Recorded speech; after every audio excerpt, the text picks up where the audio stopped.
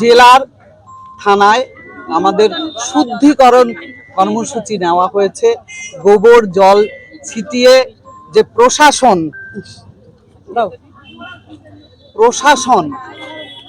ওতপ্রোতভাবে জড়িত আমরা আরজি করে দেখেছি, এবং প্রতিটি ক্ষেত্রেই আমরা কোচবিহার থেকে শুরু করে কলকাতা অবধি দেখেছি যে প্রতিটি ক্ষেত্রে ধর্ষণ হচ্ছে। বলছে অভিযুক্তকে তো আমরা গ্রেপ্তার করেছি, অভিযুক্তকে গ্রেপ্তার করে তাদের দায়িত্ব শেষ হয়, তাদের কয়েকদিন জেল হয়, তারপর আর কিছু হয় না। এখানে কোনো শাস্তি নেই, পশ্চিম বাংলায় শাস্তি নেই, যার জন্য প্রতিদিন ধর্ষণ বেড়ে চলছে। আরজি করের ঘটনার পরও বাংলা উত্তাল, মানুষ পথে নেমেছে।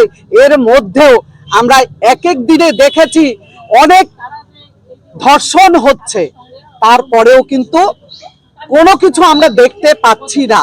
তার জন্য মহিলা মোর্চা সারা রাজ্যব্যাপী এই কর্মসূচি নিয়েছে যে প্রশাসনকে নিরপেক্ষ হতে হবে। আমাদের মায়েদের, বোনেদের, নাবালিকাদের, কন্যাশ্রী, যুবশ্রী আমরা চাই না। আমরা মায়েদের নিরাপত্তা, মেয়েদের নিরাপত্তা চাই। এই নিয়েই যে শুদ্ধিকরণ, যে পুলিশ প্রশাসন নিরপেক্ষ যতদিন না হবে ততদিন এই ধর্ষকদের শাস্তি হবে না, ফাঁসি হবে না। আমরা দেখেছি আরজি করে যে কালা থানার ওসি নিজে জড়িত ছিলেন, তিনি গ্রেপ্তার হয়েছেন। তাদের সহযোগিতায় এবং মাননীয়ার অনুপ্রেরণায় সমস্ত তথ্য লোপাট হয়েছে।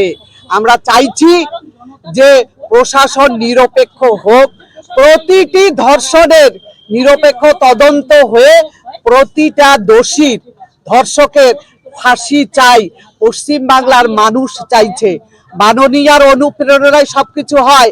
মাননীয় মুখ্যমন্ত্রী, মাননীয় স্বাস্থ্যমন্ত্রী, মাননীয় পুলিশ মন্ত্রী, তার পুলিশকে নিরপেক্ষ হতে হবে। তার পুলিশের সাহায্যে তথ্য লোপাট হচ্ছে, এখানেও তথ্য লোপাট হচ্ছে, দোষীরা শাস্তি পাচ্ছে না।